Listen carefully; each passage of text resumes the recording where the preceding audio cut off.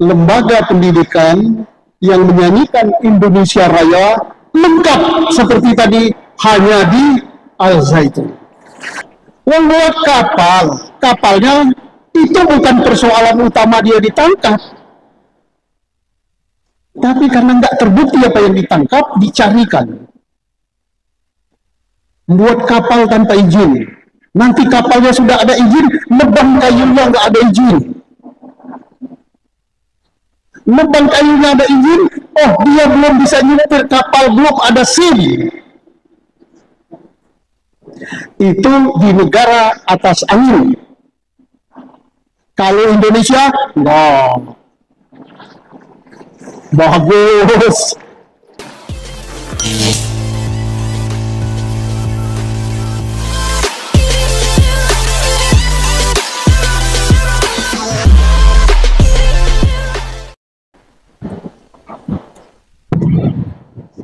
Bisa dilihat, bisa didengar. Alhamdulillah. Buka kepean dulu. Mana siswa? Kalau mahasiswa nggak mungkin ngepek. Kalau siswa tidak ngepek. Ngepek itu tahu nggak? Nyontek pakai catatan. Bismillahirrahmanirrahim. Assalamualaikum warahmatullahi wabarakatuh. Merdeka!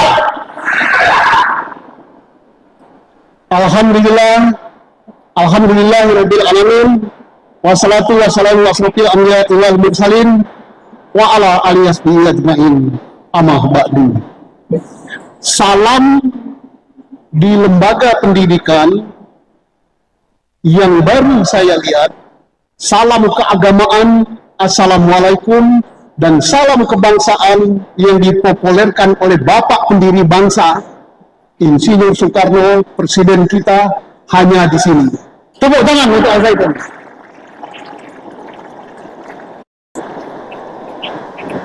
Dan lembaga pendidikan yang sebelum atau setelah pelajaran dimulai menyanyikan lagu Indonesia Raya di sini, Al-Zaitun.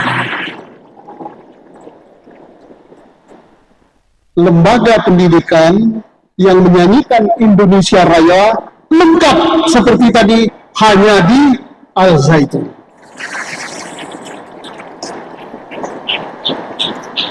Bendera merah putih dan warna merah putih tersebar di mana-mana hanya di Al-Zaitun.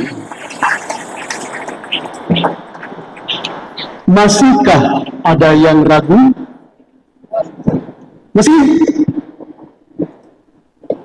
Dan ini sebelum yang terhormat, saya menyampaikan kekaguman saya dulu. Saya pagi tadi protes sama abang saya, sama Profesor saya protes, protesnya keras lagi. 10 tahun lebih setelah pensiun, bukan pensiun, kalau pensiun itu 2 tahun. Jadi abang saya, Bang Kiplan, ini pensiun. Saya baru diundang, tapi bukan kalau nggak bisa jawab itu. Justru saya yang kena kapstel, gitu kan. Loh, adikku Kapolda, kalau nggak salah, Indramayu itu bagian Jawa Barat. Nah, loh, hampir pingsan. Tapi saya berdalih juga, kalau saya nggak diundang saya ke sini, nanti dikira saya nginteli.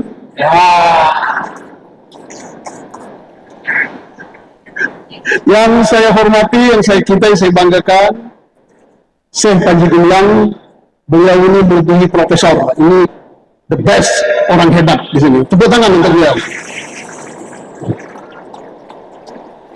Abang saya, Jenderal Kiflan Zain, baret hijau, ini tentara hijau. Tentara Islamnya tidak diragukan lagi. Tepuk tangan. Pak Rektor, Pak Pendeta, Sivitas Akademika, tamu undangan, ada dari Lemhanas, Bapak Profesor juga, dan yang lain-lain yang tidak bisa saya sebutkan satu persatu, Pak Pendeta dari Papua, kemudian tamu kebangsaan kita dari Sabah, Malaysia. Tepuk tangan.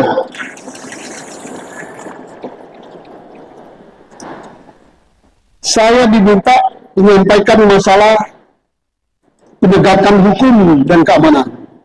Saya tidak akan bacakan teori-teori apa itu hukum, bagaimana menegakkan hukum, penegak hukum itu siapa. Itu taman kanak-kanak bisa. Tapi saya justru yang memberikan pertanyaan. Apakah penegakan hukum di Indonesia sudah adil? Saya belum minta dijawab, udah dijawab. Kok tahu? Kalau saya sama Bang Kiplan tahu. Kenapa? Polisi di Indonesia itu yang lengkap itu saya. Saya jadi polisi 35 tahun. Menegakkan hukum. Nangkap orang pernah. Masukkan orang ke tahanan pernah. Ikut tim pembuatan undang-undang, ikut. Undang-undang TNI, undang-undang Polri, undang-undang KPK, ada 40-an undang-undang yang saya. Kelebihan saya apa? Saya pernah ditangkap.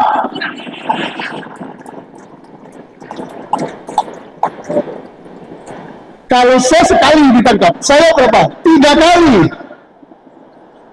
Ditangkap di bandara, masuk, karena saya baik-baik, lepas, tangkap lagi di Bandung, lepas lagi, tangkap lagi, di mana masuk. Kali itu masuk beneran. Gitu.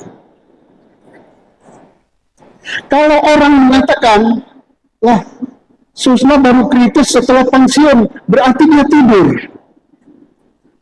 Saya kritis itu waktu jabat,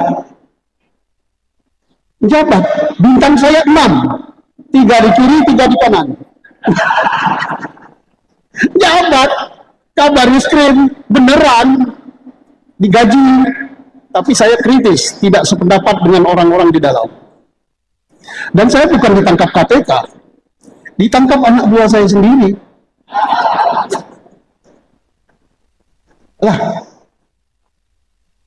makanya kalau orang nanya siapa Kapolri yang sebelum Kapolri sekarang, orang berpikir siapa ya, apalagi sebelum-sebelumnya masih berpikir.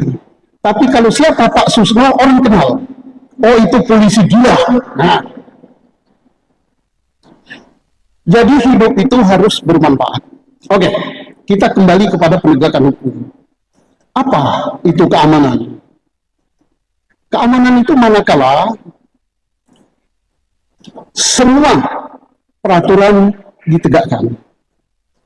Pelayanan, pelindungan, dan pengayoman kepada masyarakat ditegakkan.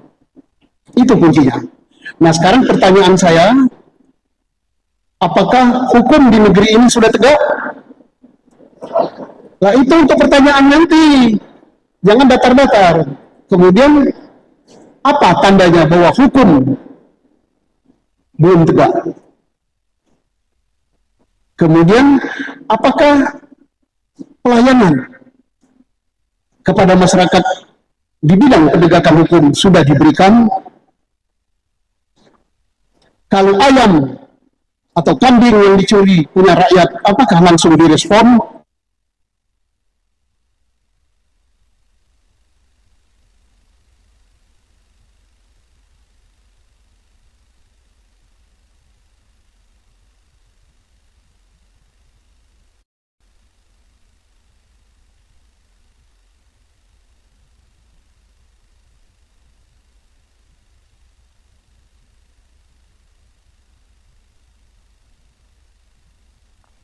Tapi arwah kita masih ada.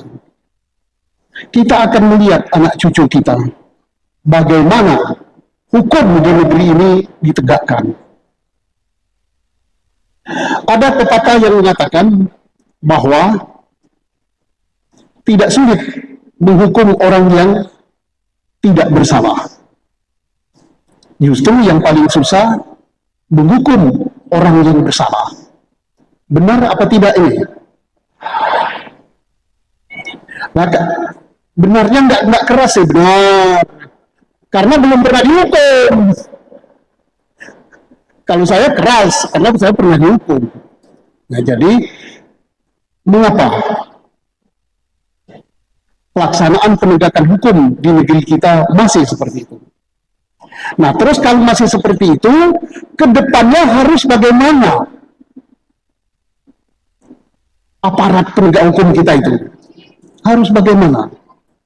Haruskah kita mencontoh di beberapa negara di luar yang sistem penegakan hukumnya ditentukan oleh masyarakat, oleh undang-undang yang membuat bahwa seseorang yang ditangkap, yang dituduh melakukan kejahatan, nanti yang menilai dia bersalah apa tidak, itu bukanlah hakimnya, tapi masyarakat.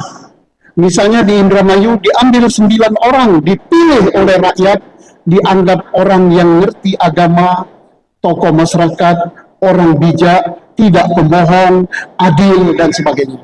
Seseorang yang ditangkap, sebelum diproses di pengadilan, ditanyakan apakah dia bersalah, dengan diberitahukan segala macam yang dituduhkan.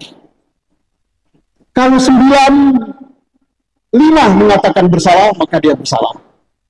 Hakim dan jaksa hanya merumuskan hukumannya. Akankah kita mau seperti itu? Ya, kenapa tidak? Karena kita anggap yang sekarang kurang bagus. Masih banyak peradilan sesat kita temukan. Contohnya, tahun 80-an itu ada kasus Sengkon dan Karta.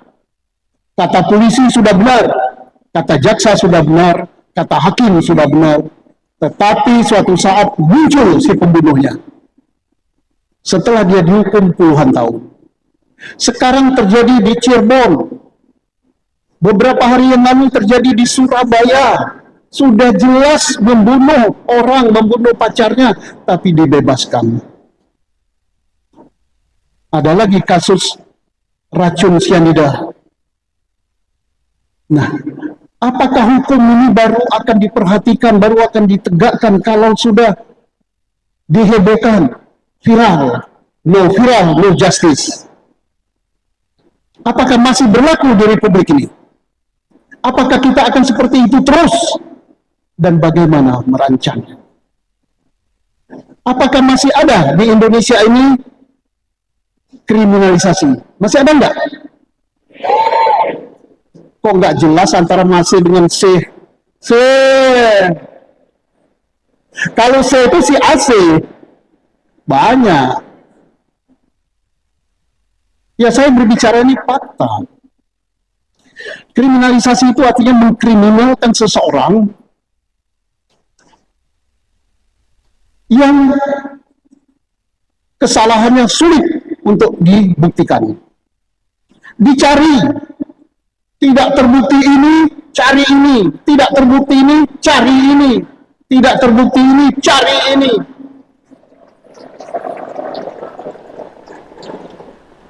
Sampai izin membuat kapal pun dicari. Tapi bukan di sini, di Konoha. Membuat kapal, kapalnya itu bukan persoalan utama dia ditangkap. Tapi karena nggak terbukti apa yang ditangkap, dicarikan. Membuat kapal tanpa izin. Nanti kapalnya sudah ada izin, nebang kayunya nggak ada izin. Nebang kayunya ada izin, oh dia belum bisa nyetir kapal, belum ada SIM. Itu di negara atas angin. Kalau Indonesia, no. Bagus. Nah, 1000 tahun yang akan datang, kita masih perlu yang begini apa tidak? Ya, tergantung kita. Kalau orang baik, diam, tidak bersuara, ya udah. Kalau orang baik, masih takut sama jabatannya lepas, ya sudah. Saya ini pengangguran 4 tahun loh. Bintang 3 polisi nganggur 4 tahun. Nggak ada jabatan. Dicopot. Karena dia nggak membahayakan. Ya. Tapi bukan waktu saya di Indonesia. Waktu saya di dinas di Konoha. Kalau Indonesia baik-baik saja. Nah, hal-hal seperti itu tidak boleh terjadi. Kasus Cirebon yang heboh, Vina dan Eki, itu dikatakan awalnya geng motor yang ditangkap, ditahan, dan dipenjara seumur hidup. Geng motor. Bagaimana mau geng motor punya motor aja enggak? Untuk beli bensin 1 liter nggak bisa, 1 botol pun nggak bisa. Tapi geng motor. Berseragamlah aparat penegak hukum ini. Iya sekata. Ya, geng motor. Dialah pelakunya, dipenjarakan. Penjaranya nggak tanggung-tanggung, seumur hidup. Padahal saya sampai memberikan sayembara bahwa itu bukan pembunuhan. Murni kecelakaan lalu lintas tunggal. Siapa yang bisa membuktikan itu pembunuhan, termasuk hakim, kalau dia bisa buktikan, saya beri hadiah 10 juta. Masih berlaku sampai sekarang. 10 juta dari uang hasil kebun, halal, dari uang pensiun saya, halal juga. Karena apa? Saking keselnya saya.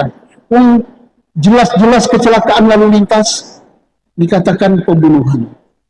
Ada lagi yang mengatakan sepeda motornya nggak rusak berat, yang memang enggak. Sepeda motornya hanya nyenggol pembatas jalan.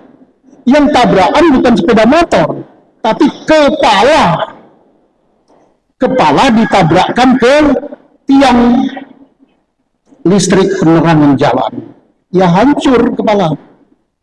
Saksi yang melihat banyak, percakapan di telepon ada, tapi ya itulah. Hakim di negara Konoha nggak baca berkas atau apa, demikian yakinnya, oh geng motor. Kasihan, rakyat yang untuk cari makan saja susah, dihukum sekian tahun. Takut kepanjangan, intinya hukum di negara Konoha itu tidak baik-baik saja. Lebih gampang menghukum orang yang tidak bersalah daripada yang bersalah. Keadilan belum tegak sepenuhnya. Kemudian masih banyak orang yang baik yang berdiam diri melihat keadaan.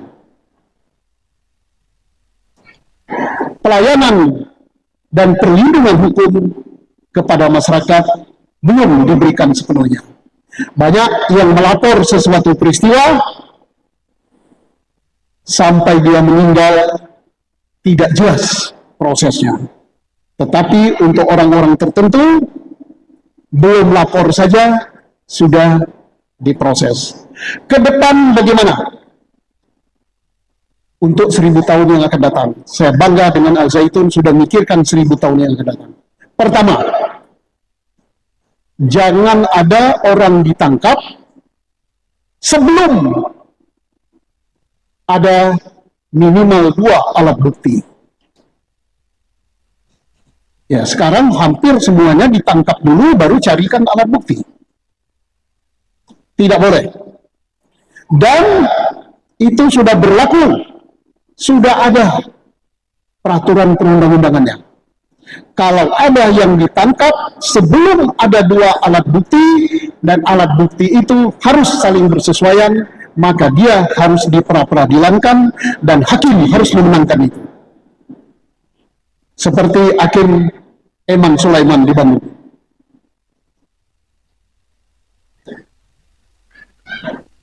Ke depan kita minta ada perubahan sistem penegakan hukum di Indonesia yang menentukan seseorang bersalah atau tidak kita ingin seperti di negara-negara seperti di Amerika dan sebagainya, itu pakai sistem juri. Yang ketiga, yang keempat, kita minta nantinya ada perubahan dalam hukum acara kita. Hakim tidak diberi berkas dari polisi, tapi hakim harus betul-betul menyidangkan seseorang itu dan mencari buktinya harus di depan persidangan, bukan berdasarkan berkas. Karena berkas bisa dikarang.